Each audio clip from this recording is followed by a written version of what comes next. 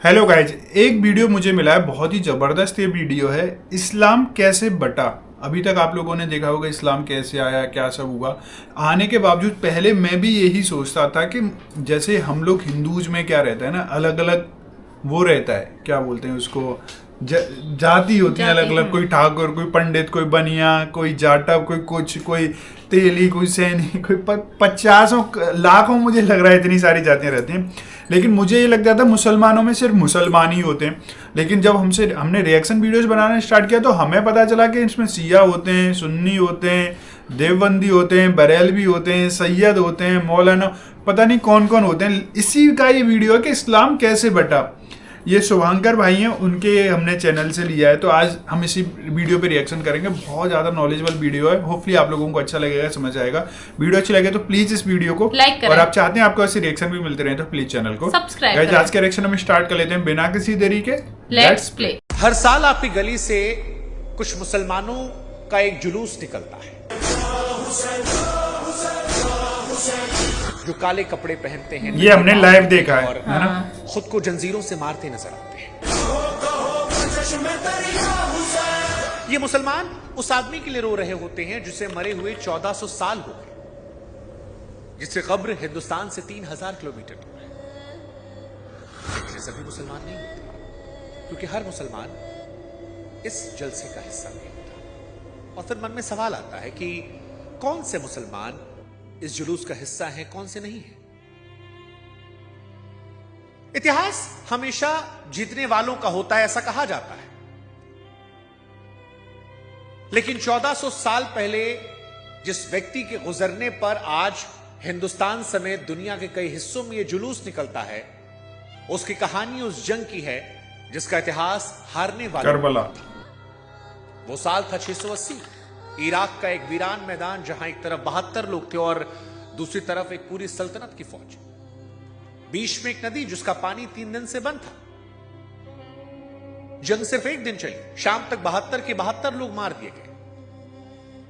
अगर जंग के हिसाब से देखें तो यह पूरी हार थी। लेकिन 1400 सालों बाद जिस बादशाह ने वो जंग जीती, उस बादशाह का नाम कोई अपने बेटे को नहीं देता, कोई मुसलमान। और जिसने जंग हारी, उन हारने वालों के गम में करोड़ों लोग सड़कों पर उतर जाते हैं। अब सवाल कि वो कौन सी हार थी जो जीत से बड़ी हो गई। वो कौन सी जंग थी जिसने दुनिया के दूसरे सबसे बड़े मजहब को हमेशा के लिए शिया और सुन्नी में बांट दिया। और वो जो दावा आता है कि 72 लोग 1 लाख लोगों से लड़े, क्या वो सच है या इतिहास की किताबें कुछ और कहती हैं? उस जंग का वो कौन सा कमांडर था जिसने जंग की सुबह जीतने वालों का साथ छोड़ दिया और उधर आकर खड़ा हुआ जहां मौत सुनिश्चित थी? और क्या वहीं से ये नारा निकला कि जिल्लत की जिंदगी से इज्जत की मौत बेहतर? और सबसे बड़ा सवाल कि जब मैदान में तलवार उठाने वाले हर मर्द को मार दिया गया, तो फिर हारने वालों की यह कहानी लिखी किसने? जवाब में एक जंजीरों में बंधी औरत का नाम आता है, और उस औरत का किस्सा इस जंग से बड़ा है। एक और रोचक हिस्सा, क्या आप जानते हैं कि उस पूरे कत्लेआम, पैगंबर के पूरे खानदान के सारे मर्द मार दिए गए थे, सिर्फ एक जवान मर्द जिंदा बचा था। और जो बचा था उसे तलवार ने नहीं बचाया था, ढाल ने नहीं बचाया था, उसे बुखार ने बचाया था। अब सवाल कि भला बुखार किसी की जान कैसे बचा सकता है? आज समझेंगे। आज जानेंगे कि मुहर्रम में जो ताजिया निकलता है, जो मुहर्रम आने वाला है ना, शिया सुन्नी का आप झगड़ा सुनते आए हैं, इनके पीछे कहानी क्या है? कैसे दुनिया के सबसे बड़े मजहबों में से एक इस्लाम शिया और सुन्नी में बंट गया। आज इस कहानी को विस्तार समझेंगे, और इस कहानी को समझने के लिए आपको करबला को समझना पड़ेगा। हाँ, एक यकीन हम आपको दिलाते हैं कि शुरू से आखिर तक इस कहानी में किसी का हम पक्ष नहीं लेंगे, सिर्फ वो बताएंगे जो इतिहास के पन्नों में दर्ज है, और जो भी दर्ज है वो सबूत के साथ आपके सामने रखेंगे। इस वीडियो का हर बड़ा दावा जिस किताब या दस्तावेज से हमने लिया है, उसका लिंक हमने डिस्क्रिप्शन में दे दिया है, ताकि नियत पर कोई सवाल ना हो। क्योंकि ये टॉपिक बहुत सेंसिटिव है, बहुत सेंसिटिव है। और कईयों का मानना था कि इस टॉपिक पर शुभांकर मिश्रा होकर वीडियो बनाना सही नहीं है, लेकिन हमें लगा कि जानकारी कभी खराब नहीं होती और सच का सिर्फ एक वर्जन होता है, सच। झूठ में आपको सोचना पड़ता है, सच बोलने के लिए क्या सोचना। इसलिए आज शिया और सुन्नी इस्लाम में कैसे बटे, इसका सच हम आपके सामने रखेंगे। इस कहानी की शुरुआत करने से पहले हम अपने दर्शकों से एक बात कहना चाहेंगे कि आगे इस कहानी में जो भी नाम आएंगे, जैसे कि मोहम्मद साहब, अली, हसन, हुसैन, मुसलमान जो हैं वो इनकी इज्जत करते हैं और उन्हें हजरत और इमाम जैसे एहतराम के लफ्जों के साथ याद करते हैं। लेकिन कहानी की रवानी के लिए मैं आगे नाम लूंगा, पर एहतराम हर नाम के साथ आप शामिल समझिएगा, ठीक? ये आपसे गुजारिश है ताकि नियत पर सवाल ना हो। नमस्कार, मैं हूं शुभांकर मिश्रा और इस कहानी की शुरुआत करें उससे पहले एक छोटी सी रिक्वेस्ट हमारी आपसे है, क्योंकि बहुत ही सेंसिटिव टॉपिक पर बहुत ही डिटेल्ड रिसर्च के साथ ये वीडियो हम बना रहे हैं। काफी समय इसकी पढ़ाई लिखाई में हमने दिया। हम चाहते हैं कि हमारी मेहनत को थोड़ी सी इज्जत आप बख्शें और हमारे चैनल को 1 मिनट पॉज करके सब्सक्राइब कर लीजिएगा, हमें खुशी होगी। ये आपकी तरफ से तोहफा होगा हमें। दूसरा, संभव हो तो हमारे व्हाट्सएप चैनल से जुड़िएगा ताकि हम और आप अपने रिश्ते को मजबूत कर सकें और आगे भी ऐसे सेंसिटिव इश्यूज पर जब हम वीडियोस बनाएं तो वीडियोस आपके व्हाट्सएप पर पहुंच जाएं, ताकि आपको खोजने की जरूरत ना पड़े या फिर फीड में कभी दिखाई पड़ जाए वैसी नौबत ना आए। तो हमारे आपके रिश्ते को भी हम थोड़ा और बेहतर कर सकते हैं। ये आपसे गुजारिश है, कोई जबरदस्ती नहीं है। आपकी इच्छा हो तो हमारी मेहनत का शुक्राना कीजिएगा, नहीं है तो कोई बात नहीं। हम कहानी की शुरुआत करते हैं।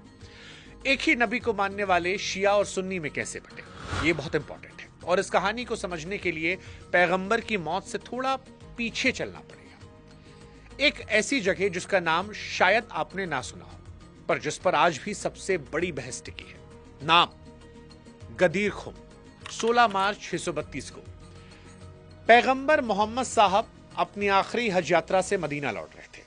रास्ते में गदीर खुम नाम की एक जगह पड़ती है जहां से अलग अलग रास्ते अलग अलग दिशाओं में जाते थे, यानी वो जगह जहां लोगों को बिछड़ना था। यहीं पैगंबर ने हजारों लोगों के बीच अली, जिन्हें आप हजरत अली भी कहते हैं, उनका हाथ उठाकर एक बात कही जो आज तक दोहराई जाती है कि जिसका मैं मौला हूं उसका अली भी मौला है। अब यहां पूरा पेच इसी एक शब्द में है, मौला।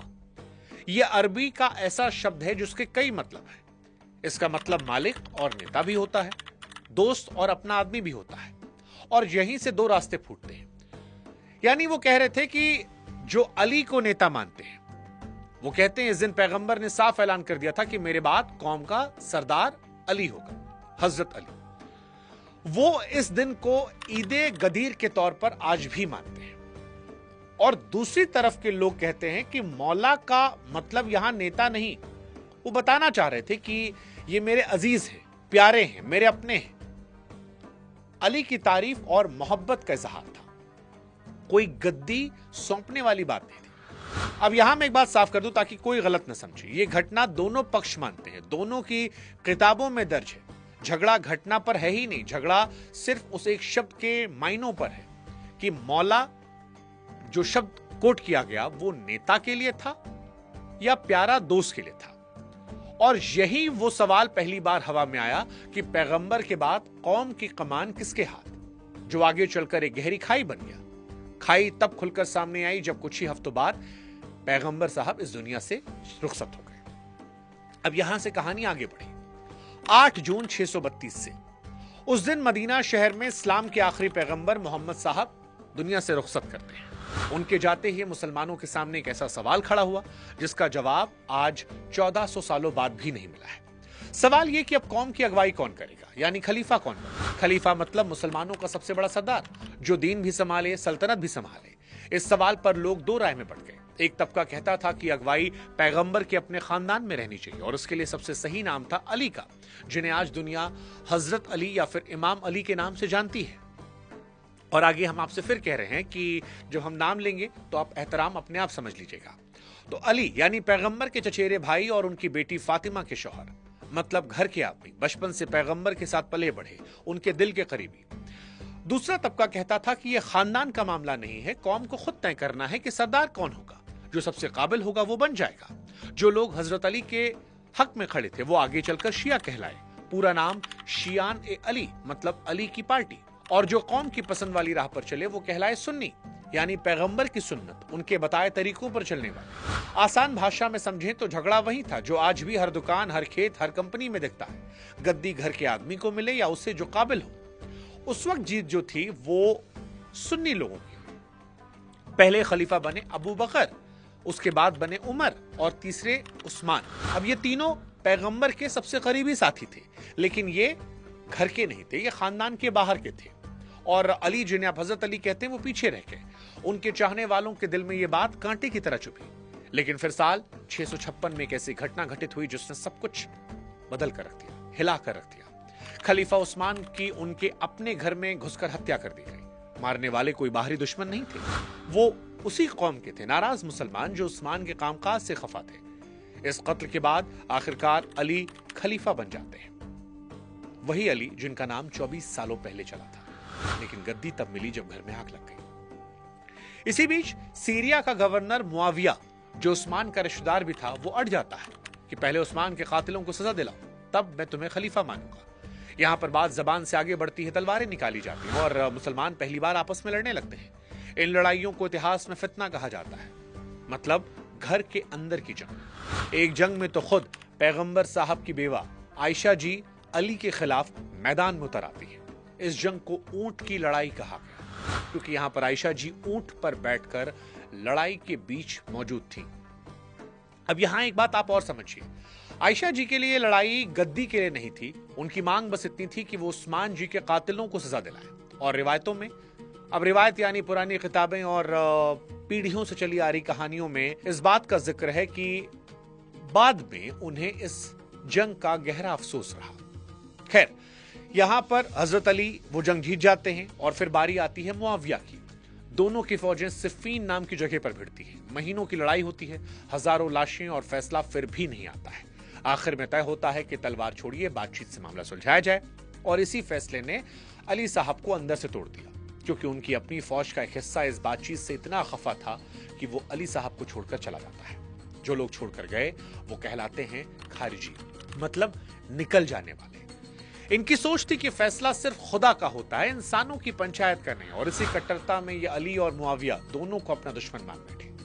यानी एक तरफ मुआविया की फौज, दूसरी तरफ अली साहब के अपने पुराने सिपाही जो अब उनके ही खून के प्यासे थे। और हर लड़ाई के साथ हजरत अली की पकड़ जो है वो काफी ज्यादा कमजोर हो गई। इसके बाद साल 661 में वो हुआ जिसने हजरत अली के चाहने वालों के दिल में पहला गहरा जख्म दिया। कुफा शहर की मस्जिद में। कुफा, जो लोग नहीं जानते उन्हें बता दें कि आज इराक का एक शहर है जो उस वक्त अली साहब की राजधानी था। और सुबह सुबह जब वो नमाज के लिए पहुंचते हैं तो वहीं पर एक हमलावर ने उन पर हमला कर दिया तलवार से। मारने वाला कोई और नहीं था, उन्हीं खारिजियों में से था जो कभी इनकी अपनी सेना में लड़ चुका था। 2 दिन तक जिंदगी मौत के बीच संघर्ष चली और उसके बाद अली साहब की मृत्यु हो जाती है, दुनिया से वो रुखसत कर जाते हैं। यानी जिस आदमी को पैगंबर के घर का वारिस माना जा रहा था, जिसे खुद पैगंबर ने कहा था कि ये बहुत करीबी हैं, वो किसी गैर के नहीं अपनों के हाथों मारे गए। और गद्दी का सवाल फिर खुला। एक तरफ हजरत अली के बेटे थे, दूसरी तरफ मुआविया जो अब सीरिया की पूरी फौजी ताकत के साथ खड़े थे। और यहां पर हजरत अली के बड़े बेटे, जिन्हें इमाम हसन कहते हैं, उन्होंने एक फैसला लिया जिसकी उम्मीद किसी को नहीं थी। लड़ने के बजाय गद्दी को छोड़ दिया, पर छोड़ने से पहले एक समझौता करवाया जिसमें लिखा कुछ ऐसा जो आगे की पूरी कहानी, करबला का पूरा खून खराबा तय करता है कि अगर टूटा तो ऐसा कुछ होगा। और यही हुआ। अब सवाल है कि वो कौन सा वादा था जिसके टूटने से करबला की बुनियाद पड़ी। तो साल 661 था जिसमें हसन और मुआविया के बीच एक समझौता होता और पुरानी किताबों में इसकी शर्तें कुछ यूं दर्ज हैं। हसन ने कहा कि मैं गद्दी तुम्हें देता हूं ताकि कौम का खून बहना बंद हो जाए, पर शर्त है, पहली शर्त कि तुम इंसाफ से हुकूमत करोगे, दूसरी सबसे बड़ी शर्त, तुम अपने बाद गद्दी अपने बेटे को नहीं दोगे। अगला सरदार चुनने का हक वापस कौम के पास जाएगा। मुआविया ने शर्तें मान ली, खलीफा बन गए। हसन सब कुछ छोड़कर मदीना वापस लौट आए। करीब 10 साल तक अमन रहा, लेकिन फिर साल 670 में हसन साहब की मौत हो जाती है। शिवा रिवायतों में कहते हैं कि उन्हें जहर दिया गया। हालांकि इतिहासकार जो है इस बात पर एक मत नहीं है। लेकिन इनके जाने के बाद पैगंबर के खानदान की अगुवाई उनके छोटे भाई के पास गई, जिन्हें आप इमाम हुसैन के नाम जानते हैं। वही हुसैन साहब जिन्हें दुनिया इमाम हुसैन के जैसे हमने बताया और जिनके नाम को लेकर आज भी मातम होता है। ये पैगंबर के नवासे यानी उनकी बेटी फातिमा जी के बेटे थे। अब कहते हैं कि पैगंबर साहब ने इन्हें कभी कंधों पर बिठाकर घुमाया था। लेकिन फिर साल 676 में मुआविया ने वही किया जो वादे खिलाफ था। उसने ऐलान कर दिया कि मेरे बाद खलीफा मेरा बेटा यजीद बनेगा। ये चीज इस्लाम में पहले कभी नहीं हुई थी कि बाप के बाद बेटा। जो पगड़ी अब तक पंचायत बांधती थी वो उठाकर सीधे तख्त पर रख दी गई। खलीफा का ओहदा एक झटके में बादशाहत में तब्दील कर दिया गया। कई बड़े लोग इस फैसले के खिलाफ हो गए। उनमें सबसे बड़ा नाम इमाम हुसैन का था। अप्रैल 680 में मुआविया की मौत होती है और पुराने इतिहासकार लिखते हैं कि मरने से पहले अपने बेटे को उन्होंने समझाया था कि आप इन हुसैन से संभल कर पेश आना, इनका खून आप मत बहाना क्योंकि ये पैगंबर के नवासे हैं। पर यजीद जो गद्दी पर बैठे, उन्होंने गद्दी संभालते सबसे पहला काम यही किया। मदीना में पैगाम भेजा कि हुसैन से मेरी बैत ली जाए। अब बैत का मतलब होता है वफादारी कसम, हाथ पर हाथ रखकर कबूल करना कि तुम मेरे खलीफा हो। हुसैन साहब ने साफ मना कर दिया। उनकी नजर में यजीद ना इंसाफ वाला था ना दीनदार। उसके शराब और अयाशी किस्से आए बाद में बहुत ज्यादा। हालांकि जो जिक्र है ये बाद की किताबों का है, लेकिन एक बात जो तय आती है कि शुरुआती इतिहास भी ये कहता है कि इनकी कौम में बहुत खास इज्जत नहीं थी। इमाम हुसैन की एक बात रिवायतों में बार बार आती है कि मुझ जैसा यजीद जैसे कि बैत नहीं कर सकता। और उसी रात हुसैन साहब अपने परिवार के साथ मदीना छोड़कर मक्का चले आते हैं। मक्का क्यों गए थे इसकी भी एक कहानी है, क्योंकि मक्का के अंदर खून बहाना हराम माना जाता है और यहां पर वो पूर्णता महफूज थे। अब कहानी में वापस लौट कर आते कुफा, वो शहर जहां पर हजरत अली मारे गए थे और जहां हजरत अली के चाहने वाले घर घर में थे। कुफा के लोगों ने इमाम हुसैन को खत भेजने शुरू किए। रिवायतों के मुताबिक हजारों खत गए और सब में एक ही पुकार थी कि आप आइए, आप वापस आइए, हम यजीद से तंग आ चुके हैं, हम आपके लिए लड़ाई करेंगे। यहां पर हुसैन साहब ने सीधे हाँ नहीं की। पहले हालात जांचने के लिए अपने चचेरे भाई मुस्लिम इब्न अकील को कुफा भेजा। शुरुआत में अच्छी खबर आई। हजारों लोगों ने कहा कि इब्र के हाथ पर हुसैन के नाम की बैत कर ली गई है और इब्र ने खत लिखा कि आ जाइए, कुफा तैयार है। और यही वो खत था जिसने हुसैन को रेगिस्तान के रास्ते पर डाल दिया। मक्का में कई बड़े लोगों ने उन्हें समझाने की कोशिश की कि कुफा वालों ने आपके पिता को धोखा दिया, आपके भाई को धोखा दिया। किसी ने कहा कि जाना ही है तो आप प्लीज औरतों और बच्चों को साथ मत ले जाइए। लेकिन हुसैन साहब, जिन्हें आप इमाम हुसैन कहते हैं, वो रुके नहीं और सितंबर 680 में अपने परिवार और साथियों के साथ वो मक्का से निकल गए। कुल जमा 50 के आसपास लोग थे, जिनमें औरतें, छोटे बच्चे भी शामिल थे। जब वो जा रहे थे तो रास्ते में एक मशहूर शायर मिला जो कुफा से लौट रहा था, जिसका नाम था फरजदक। हुसैन साहब ने फरजदक से पूछा कि फरजदक, पीछे शहर का क्या हाल है? और फरजदक ने जवाब में वो लाइन कही जो इतिहास में अमर हो गई। उसने कहा कि लोगों के दिल आपके साथ हैं, लेकिन तलवारें यजीद के खानदान के साथ हैं। और ये एक लाइन आगे की पूरी कहानी का खुलासा थी। पर हुसैन साहब फिर भी आगे बढ़ते रहे। उधर कुफा में खेल पलट चुका था। यजीद ने वहां पर एक नया गवर्नर बिठाया जिसका नाम था उबैदुल्ला इब्न जियाद, जो अपनी बेरहमी के लिए बदनाम था। उसने शहर में ऐसा खौफ बैठाया कि जो गलियां हुसैन साहब के नाम से गूंजती थीं, वहां शाम ढलते ही किवाड़ बंद होने लगे और जो हजारों लोग बैत कर चुके थे वो एक एक करके अपने घरों में घुस गए। इब्र अकेले पड़ गए, पकड़े गए और इब्र को मार दिया गया। इमाम हुसैन को यह खबर रास्ते में मिल गई थी। साथियों ने हाथ जोड़कर कहा कि इमाम साहब आप लौट जाइए, कुफा मर चुका है। पर इमाम हुसैन ने रास्ता नहीं बदला और फिर रेगिस्तान के बीच एक फौजी टुकड़ी ने उनका रास्ता रोक लिया। अब यहां पर जिस टुकड़ी ने रास्ता रोका, इसके कमांडर का नाम भी आप याद रखिएगा। इस कमांडर का नाम था हुर, क्योंकि आगे यही हुर इस कहानी में वो करेगा जिसके बारे में उस वक्त कोई सोच भी नहीं सकता था। और यहीं से कहानी शुरू होती है करबला की, करबला के उन 8 दिनों की, जिसको लेकर आपके मन में जिज्ञासा होगी कि हुआ क्या था। तो कहा जाता है कि हुर करीब 1000 साथियों के साथ इमाम हुसैन के रास्ते को रोकने आ गया। और यहीं पुरानी किताबों में एक अजीब सा किस्सा मिलता है।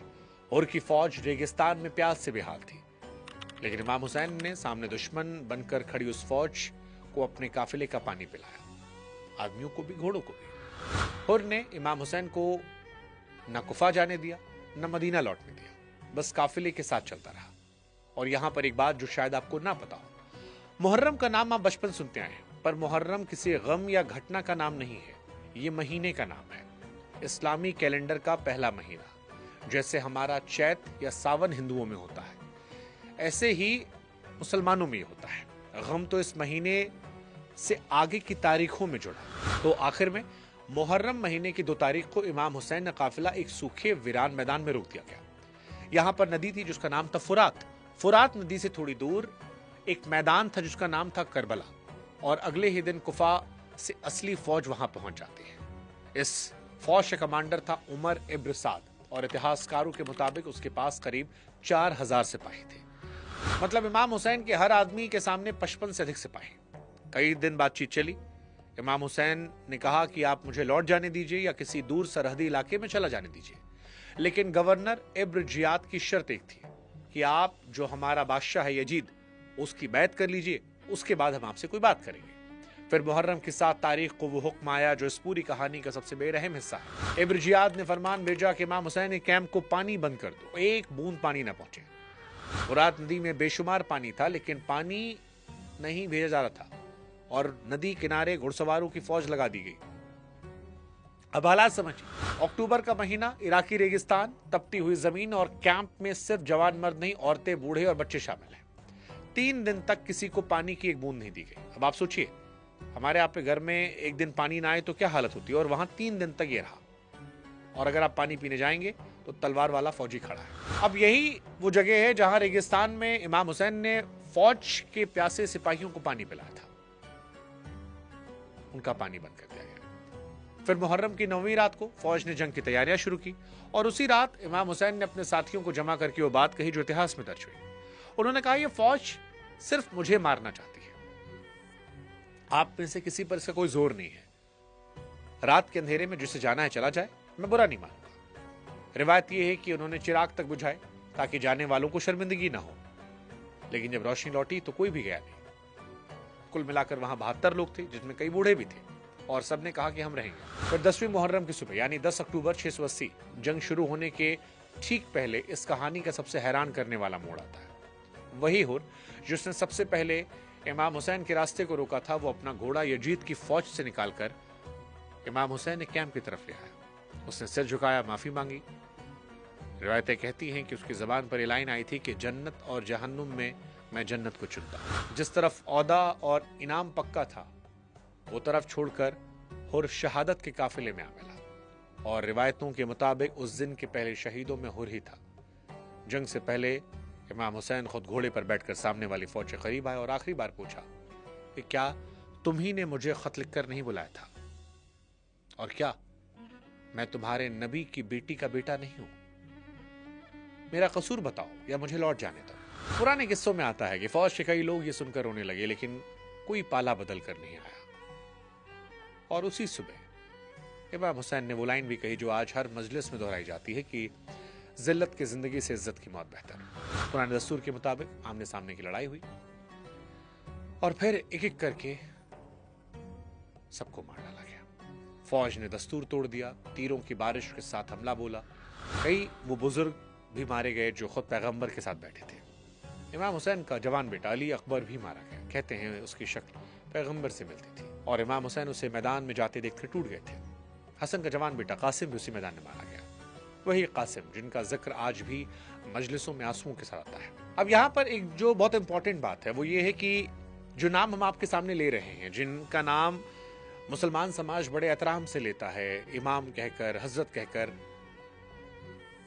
ये सब एक परिवार के लोग थे, पैगंबर के परिवार के। कोई बाप, कोई बेटा, कोई भाई, कोई भतीजा, और सब के सबको मार डाला। हुसैन साहब के भाई अब्बास जो काफिले का झंडा उठाते थे, शिया कथाओं में यह मंजूर यूं बयान होता है कि वो बच्चों के लिए पानी लाने नदी तक गए, और मशक जिसे पानी भरने की चमड़े की थैली कहते हैं उसमें भर भी लिया।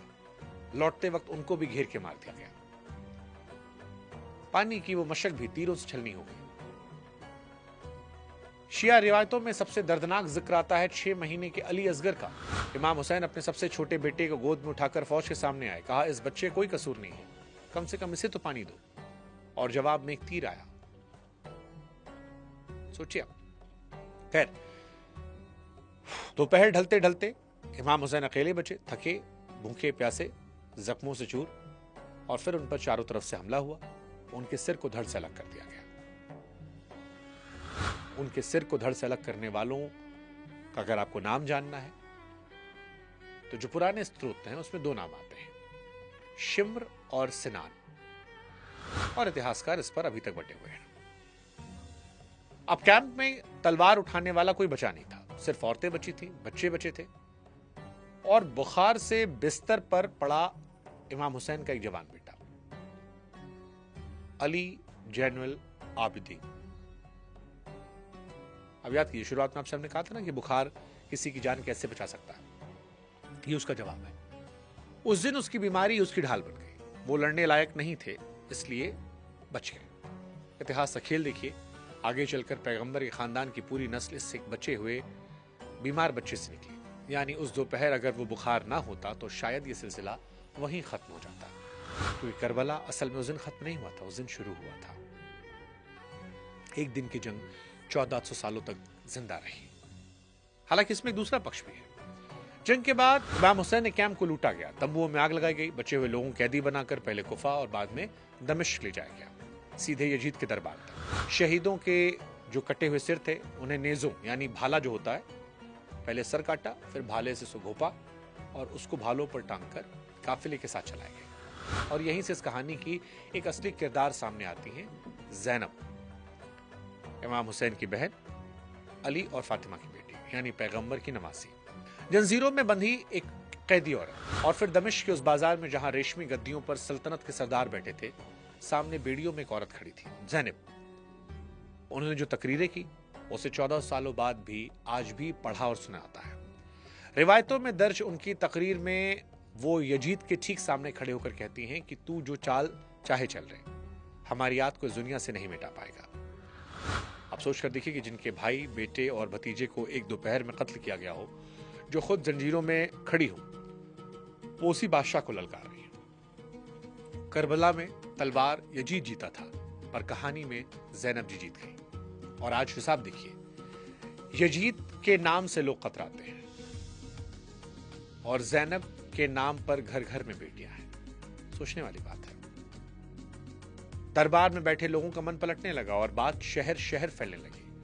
आखिरकार कैदियों को रिहा करके मदीना भेजना पड़ा। रास्ते भर और फिर मदीना पहुंचकर जैनब और इमाम हुसैन के बचे हुए बेटे जैनुल आबिदीन ने घर घर ये किस्सा सुनाया, और किस्से सुनाने का यही सिलसिला आगे चलकर मजलिस बन गया, यानी वो महफिलें जिनमें आज भी हर मुहर्रम में करबला की कहानी सुनाई जाती है और सुनने वाले रोते हैं। इमाम हुसैन की शहादत यजीद की हुकूमत के गले की हड्डी बन गई और खुद यजीद की मौत करबला के सिर्फ 3 साल बाद हो गई। 40 की उम्र भी नहीं देख पाए। फिर जगह जगह बगावतें फूटी। कुछ ही सालों में कुफा में मुख्तार नाम के एक आदमी ने उठकर करबला का बदला लिया और उमर इब्न साद से लेकर इब्न जियाद तक करबला के जिम्मेदार को चुन चुन कर मारा गया। यजीद के खानदान की हुकूमत चलती तो रही, लेकिन उसके नाम पर करबला का दाग ऐसा चिपका कि 70 साल के अंदर वो पूरी सल्तनत उखड़ गई। उखाड़ने वाले नारा यही लगाते थे कि हम पैगंबर के घर वालों का बदला ले रहे हैं। उधर इमाम हुसैन की याद धीरे धीरे रस्मों में ढल गई। मुहर्रम की 10 तारीख, जिसे आशुरा कहते हैं, मातम का दिन बन गए। हिंदुस्तान में इसमें ताजिए का अपना रिवाज जुड़ा। ताजिया यानी इमाम हुसैन के मकबरे की नकल में वो सजे हुए ढांचे जो जुलूस में निकाले जाते हैं और आखिर में दफन किए जाते हैं। कहीं लोग सीना पीटते हैं, कहीं जंजीरों का मातम होता है, कहीं बस काले कपड़े और खामोश जुलूस। तरीका जो भी हो, मकसद सबका है कि उस एक दिन को भूला नहीं जाएगा। इस याद की तारीख भी देखिए। इमाम हुसैन की शहादत के 40वें दिन को अरबईन कहते हैं और उस दिन दुनिया भर से लोग सैकड़ों किलोमीटर तक पैदल चलकर करबला पहुंचते हैं। गिनती करोड़ों में की जाती है। उस आदमी की कब्र पर जिसके साथ मरने वाले सिर्फ 72 लोग खड़े थे। जिस करबला के मैदान में इमाम हुसैन को पानी की एक बूंद नहीं दी गई, आज उसी रास्ते पर हर कुछ कदम पर लोग मुफ्त खाना और पानी लेकर बनते हैं। अब यहाँ आपके मन में एक सवाल आना चाहिए कि अगर करबला इतना बड़ा जुल्म था तो सारे मुसलमान मातम क्यों नहीं करते, जिसका जिक्र हमने शुरू में किया था। शिया और सुन्नी एक ही गम को 2 अलग नजरों से क्यों देखते हैं, और यहीं से खुलता है दूसरा पक्ष, इस कहानी का सबसे कम बताया जाने वाला हिस्सा। पहली बात, इमाम हुसैन सिर्फ शिया मुसलमानों के नहीं हैं, सुन्नी मुसलमान भी उन्हें उतनी ही मोहब्बत से याद करते हैं और करबला के जुल्म ज्यादातर सुन्नी आलिम भी मानते हैं। फर्क इस बात का है कि उस दिन को याद कैसे किया जाए। सुन्नी सोच में सीना पीटना और खुद को तकलीफ देना दीन के खिलाफ माना आता है, इसलिए बहुत सारे सुन्नी आशुरा के दिन मातम नहीं रोजा रखते हैं। यजीद पर भी राय बटी हुई है। कुछ सुन्नी आलिम यानी दीन के जानकार उन्हें खुलकर जालिम कहते हैं, तो कुछ कहते हैं कत्ल का सीधा हुक्म उन्होंने नहीं दिया था, ये उनके गवर्नर इब्न जियाद की करतूत थी और ये बहस 1400 सालों से जारी है। मुआविया को भी सुन्नियों की नजर में विलन की तरह नहीं दिखाता। वो पैगंबर के साथियों में से थे और सुन्नी मानते हैं किसी साथी को बुरा कहना दीन में जायज नहीं। इसलिए बहुत सारे सुन्नी आलिम अली और मुआविया के झगड़े को सही बनाम गलत की लड़ाई से नहीं बल्कि दो नेक लोगों के बीच राय के फर्क को मानते हैं। यानी झगड़ा इस बात पर नहीं है करबला में जुल्म हुआ था या नहीं, झगड़ा इस बात पर है कि उसे याद कैसा किया जाए, उसका असली जिम्मेदार किसे ठहराया जाए। दूसरी बात वो 1 लाख वाला आंकड़ा। पुराने और भरोसेमंद स्रोत जो हैं जैसे अल तबरी की तारीख, जो इस्लामी इतिहास की सबसे पुरानी और बड़ी किताबों में गिनी आती है, उसमें यजीद की फौज को करीब 4000 बताया गया। बाद के सुन्नी इतिहासकार भी इब्न कसीर जैसे कमोबेश यही गिनती दोहराते हैं। 1 लाख वाली गिनती बाद के किस्सों में बढ़ते बढ़ते बनी और यही बात जंग के बारीक बातों पर भी लागू है। अली असगर का तीर हो या अब्बास की मशक, ये डिटेल सबसे ज्यादा शिया किताबों से मिलती है, इसलिए मैंने वहां पर रिवायत कहकर संबोधित किया। इमाम हुसैन की तरफ की गिनती भी रिवायतों में 72 मशहूर है, जबकि इतिहासकार 70 से 100 के बीच मानते हैं। पर यहां पर एक बात समझने वाली है, जुल्म का वजन गिनती से नहीं तौलाता। 72 आदमियों के सामने 4000 भी उतने ही बड़े पहाड़ थे और प्यासे बच्चों को पानी रोकने वाली 4000 की फौज हो या 1 लाख, जुल्म बराबर है। आज दुनिया के हर 10 मुसलमान में करीब 1 या 2 शिया हैं। ईरान दुनिया का सबसे बड़ा शिया मुल्क है।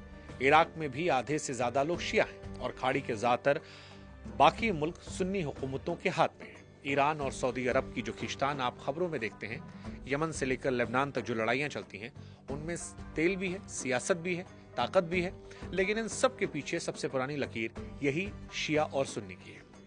यानी 1400 साल पहले रेगिस्तान के कोने में जो हुआ था वो आज भी नक्शे पर बदल रहा है। एक बात साफ, शिया और सुन्नी नाम के धड़े करबला से पैदा नहीं हुए थे, वो पहले से थे। करबला के बाद फर्क सिर्फ राय का नहीं हुआ, खून का हो गया। पर इस पूरी कहानी में एक बात मैंने अब तक छिपा कर रखी थी और वो सबसे ज्यादा छुपने वाली। वो 4000 की फौज जो करबला में इमाम हुसैन के सामने खड़ी थी, वो सीरिया से नहीं आई थी, वो कुफा से आई थी। यानी उसमें बड़ी तादाद उन लोगों की थी जिन्होंने कुछ हफ्ते पहले इमाम हुसैन को हजारों खत लिखकर बुलाया था कि आइए हम आपके लड़ेंगे। मतलब जिन्होंने बुलाया, मारने वालों में वही शामिल थे। कोई इनाम के लालच में था, कोई इब्न जियाद के खौफ से।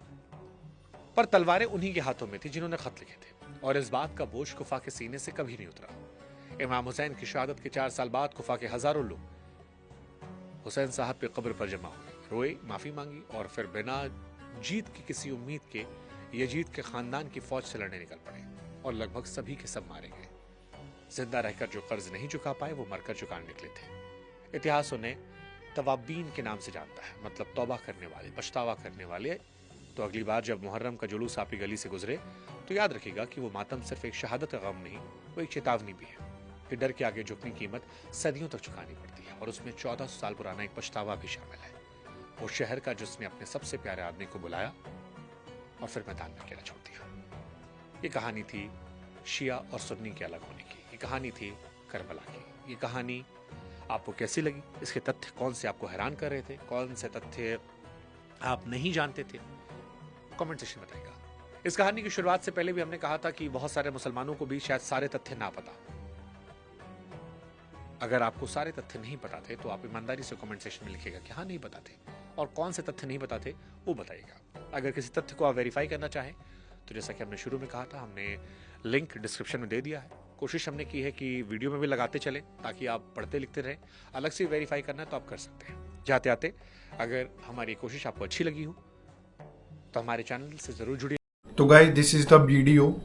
फर्स्ट टाइम मैंने इतने सारे वीडियोस बनाए, लेकिन जो शुभांकर भाई ने समझाया है वो मेरे को बहुत अच्छे से समझ में आया। बाकी जो असलियत है, जो सब कुछ सच्चाई है, वो आप लोगों को भली भांति पता है क्योंकि आप ऑलरेडी मुस्लिम हो। और दूसरी बात, इन्होंने जैसा कि बताया, मैं इनका लिंक भी डाल दूंगा इनका वीडियो का, आप लोग देख सकते हैं। डिस्क्रिप्शन में भी इन्होंने बहुत सारे लिंक दिए थे कि जहाँ से सच्चाई के सब लिंक आपको मिलेंगे।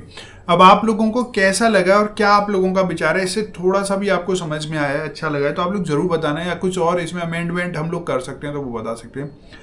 वीडियो अच्छी लगी प्लीज इस वीडियो को Like और करें। आप चाहते हैं आपको ऐसे रिएक्शन भी मिलते रहे तो प्लीज चैनल को सब्सक्राइब गाइस करें। आज के रिएक्शन में वैसे इतना ही, मिलेंगे नेक्स्ट किसी रिएक्शन में, तब तक thank you so much for watching, bye bye guys, you guys take care guys.